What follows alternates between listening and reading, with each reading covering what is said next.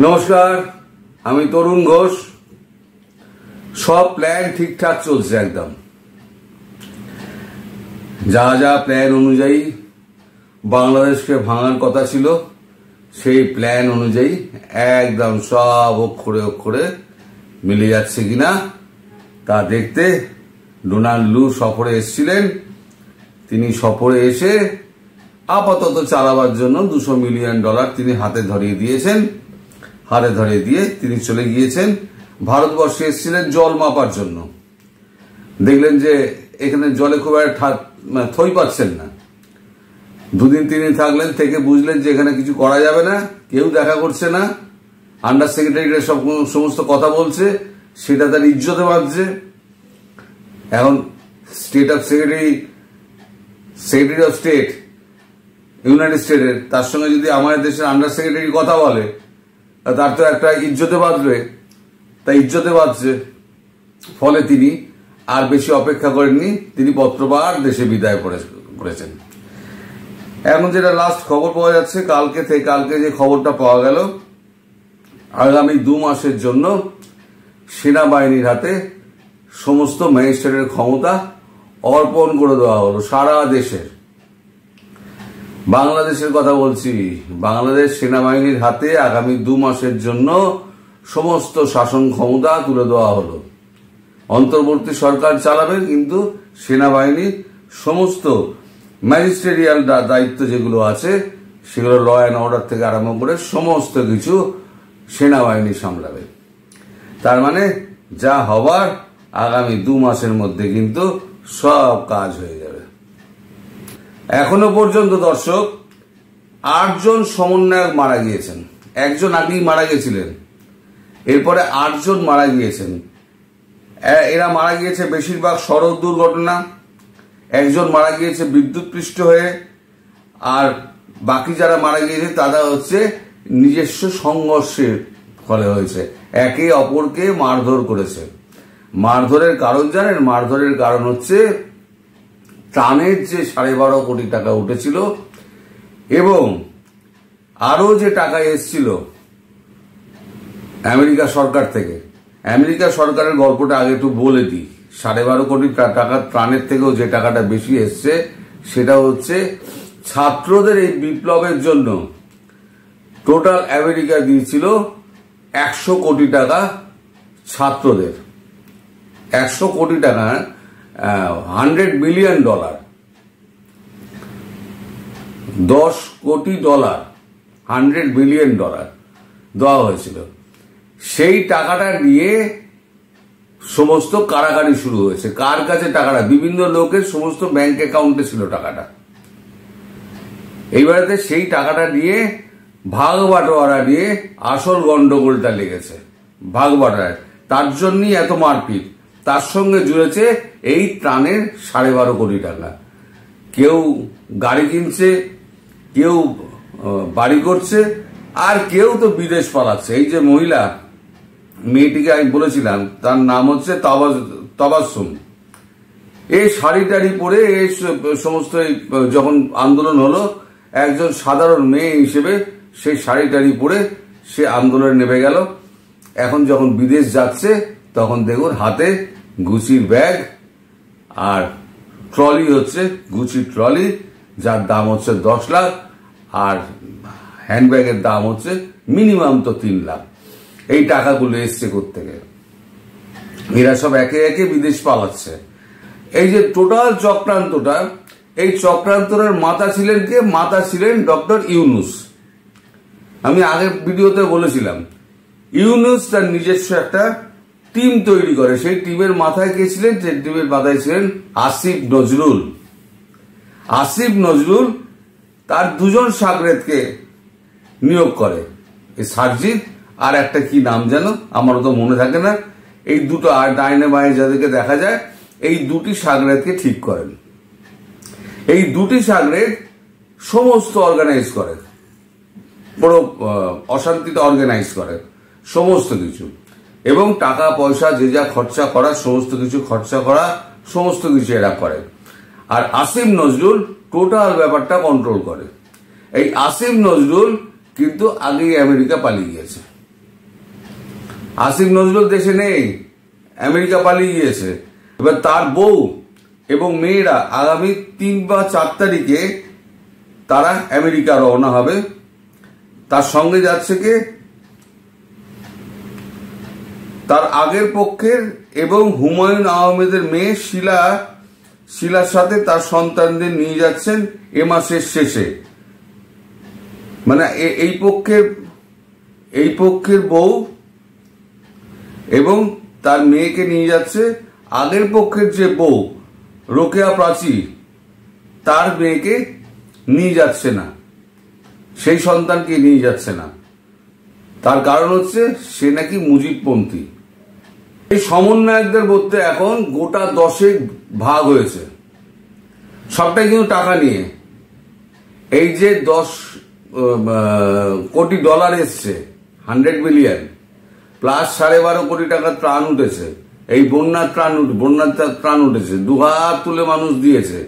সেই ত্রাণের একটা মানে হয়তো 12 কোটি টাকার মধ্যে হয়তো 2 কোটি টাকা হয়তো বন্যা ত্রাণে গিয়েছে, বাকি 10 কোটি 10.5 কোটি টাকা নিজেদের ব্যাংক অ্যাকাউন্টে রয়েছে। এবং ওই যে আপনার 10 কোটি ডলার যেটা এসছিল, সেই 10 কোটি ডলার এই যে 157 না কতজন 156 যে সংখ্যাটা আছে, তাদের সমস্ত বিভিন্ন ব্যাংক অ্যাকাউন্টে এই টাকাগুলো রয়েছে। তাছাড়াও আসিফ নজরুল আলাদা টাকা আছে, তাছাড়া হচ্ছে ইউনুস আলাদা টাকা আছে। টোটাল 5 মিলিয়ন, হ্যাঁ 5,000 মিলিয়ন টাকা, 5,000 মিলিয়ন ডলার টোটাল মঞ্জুর করা হয়েছিল এই কাজটার জন্য। ISI থেকে আরম্ভ করে সমস্ত কাজটার জন্য 5,000 মিলিয়ন না 50,000 মিলিয়ন হয়েছিল। আমার ঠিক এই মুহূর্তে মনে পড়ছে না, ওটা আমার কাছে লেখা রয়েছে, এই মুহূর্তে আমার কাছে নেই, আমি তুলতে ভুলে গিয়েছি।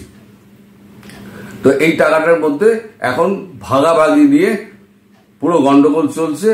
এ ওকে মারছে, ও ওকে মারছে। আমি বলেছিলাম না, একদিন এরা নিজেরাই মারামারি করে শেষ হয়ে যাবে, শুধু সময় দিন। এখন নিজেরা মারামারি করতে শুরু করেছে, মারামারি করতে করতে করতে করতে এক সময় শেষ হয়ে যাবে। আমেরিকার প্ল্যান ছিল কি?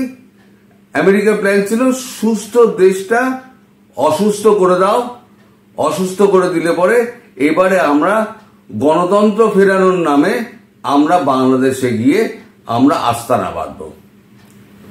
এটা ছিল। কারণ তার আগে প্ল্যান মতো যত জঙ্গি আছে সব জঙ্গিগুলোকে কিন্তু ছেড়ে দিয়েছে। এটা কিন্তু প্ল্যানের অংশ ছিল। যত জেলের মধ্যে যত জঙ্গি পোড়া আছে, ঢোকানো আছে, শেখ হাসিনা ঢুকিয়ে রেখে দিয়েছিলেন, সবাইকে মুক্ত করে দাও। মুক্ত যদি না হয় তাহলে জঙ্গি ধরার নামে তাহলে আমেরিকা ঢুকবে কি করে? আমেরিকাকে তো বলতে হবে এখানে জঙ্গি রয়েছে, বিশ্বে সন্ত্রাসবাদ মাথাচাড়া দেবে, তবে না আমেরিকা এখানে সৈন্য আড্ডা করতে পারবে। তার জন্যই তো এই সমস্ত খেলাটা, তার জন্য এখন এই খেলাটা ফাঁস হয়ে গিয়েছে। এখন ডোনাল্ডো জল মাপতে এসেছিল, ডোনাল্ডো দেখেছে যে জল মেপে কিছু হবে না, ভারত সরকার সব ধরে ফেলেছে, কেউ আমার সঙ্গে দেখা করছে না, পুরো বেইজ্জত হয়ে চলে গিয়েছে ভারতবর্ষ থেকে, যাকে বলে টোটাল বেইজ্জতি চলে গিয়েছে এখান থেকে। এবার এতে আমেরিকাতে হোয়াইট হাউসে প্রেস কনফারেন্সে বাংলাদেশের এক সাংবাদিক প্রশ্ন করেছে, যে এই যে সন্ত্রাসবাদীদের জেল থেকে মুক্ত করা হলো, এই ব্যাপারে আমেরিকা সরকার কি বলবে, তার মন্তব্য কি? আমেরিকা যে আপনার মুখপাত্র তিনি বলেছেন সে ব্যাপারটা আমরা শুনলাম কিন্তু এখনই কোনো মন্তব্য করব না। কেন বল? যে আমরা সন্ত্রাসবাদের বিপক্ষে, এটা করে ইউনুস সরকার খুব খারাপ করেছে, বল তো। বলবে না তো। অন্য কোন দেশ হলে আরে করেছে মানে হাতা গুটিয়ে চোরচ্ছা একদম চলো সৈন্যপত্র নিয়ে চললো। এই আমেরিকা হচ্ছে সব থেকে বড় বদমাইশ। এরা নিজেরা যুদ্ধ করবে না, এরা কিন্তু সব থেকে ভয় পায় হচ্ছে বডি ব্যাগকে। বডি ব্যাগ মানে মৃতদেহ বওয়ার যে ব্যাগ, নিজের দেশের সৈন্য মরবে এটা কিন্তু কখনো চায় না, ওইখানে ওরা ভয় পায়। যে দেশের মধ্যে একটা কিন্তু খুব খারাপ রিয়াকশন তৈরি হবে। ওই জন্য ওরা নিজেরাও যুদ্ধ করবে না, ওরা একে অপরের সঙ্গে যুদ্ধটা বাঁধিয়ে দেবে। এর আগে চেষ্টা করেছিল চীনে গিয়ে একটুখানি ফুসুর ফুসুর গুজুগুজু করার। আমি ভিডিও করেছিলাম, চীনের একজন জেনারেল মিলিটারি কমিশনের চেয়ারম্যানের সঙ্গে দেখা করেছে। ভারতে এসে তিব্বতের গুরু যে দলাই লামা, তার সঙ্গে মার্কিন কংগ্রেসের লোকেরা এলো, প্রতিনিধি দল এলো, এসে ওখানে দেখা করে গেল। তারপরে চীনকে আবার বার্তা দিল যে আমরা ভারতের পক্ষে রয়েছি, আবার ভারতকে বার্তা দিল আমেরিকায় গিয়ে, চীনে গিয়ে, যে আমরা কিন্তু আবার চীনের পাশে রয়েছি। এই করে চেষ্টা করছে ভারত আর চীনের মধ্যে যদি যুদ্ধটা লাগিয়ে দেওয়া যায়, তাহলে পরে আমি অস্ত্রটা বিক্রি করতে পারবো। যুদ্ধটা যদি পরের যা জমিতে হয়, তাহলে তার থেকে ভালো আর কি হতে পারে। আমেরিকার বরাবরই ধান্দা এটা। আর যদি এইখানে মানে এশিয়াতে যদি একটা বেস করতে পারে, তাহলে তো মার দিয়া কেল্লা। যার জন্য তো এত বছর ধরে এই প্ল্যানটাকে তৈরি করা হয়েছে, সেই প্ল্যানটা পুরো ভেস্তে গেছে। হাসিনা যে এই যে পুরো পরিষ্কার বলে দিয়েছিলেন না, যে একজন সাদা চামড়ার লোক এসে বলেছিলেন যে আমার সেন্ট মার্টিন দ্বীপটা দিয়ে দিন, ডোনাল্ডু, সেটা ওই নামটা করেননি, পরবর্তীকালে জানা গেছে সেটা ডোনাল্ডু ছিলেন। এই হচ্ছে টোটাল অবস্থা। এবার কদিন বাদে দেখুন, এই যে 2 মাস আছে না, এই 2 মাসের জন্য সেনাদের হাতে সমস্ত ক্ষমতা তুলে দিয়েছে। এই 2 মাসের মধ্যে এই ইউনিস ভাগলো বলে, তারপরেতে সেনার হাতে ক্ষমতা দিয়ে দেবে।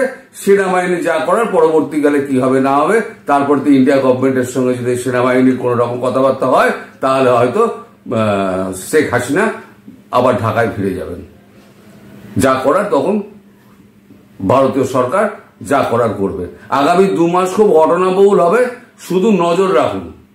বাংলাদেশ মিডিয়া কি বলবে না বলবে আমি জানি না, তবে আমি নজর রাখছি। আমি প্রত্যেকটা খবর আপনাদের দেব, যতটা আমি পাই, আমার পক্ষে যতটা সম্ভব। সবাই ভালো থাকবেন, সুস্থ থাকবেন এবং সাবধানে থাকবেন। নমস্কার।